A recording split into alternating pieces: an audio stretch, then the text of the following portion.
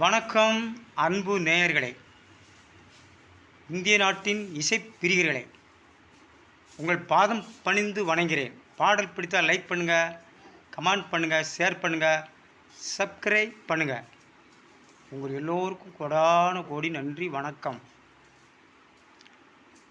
எங்கே வாழ்க்கை தொடங்கும், அது எங்கே எவ்விதம் முடியும்?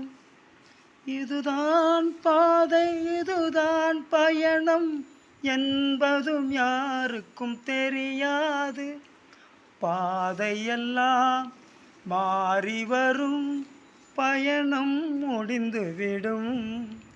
மாறுவதை புரிந்து கொண்டால் மயக்கம் தெளிந்துவிடும்.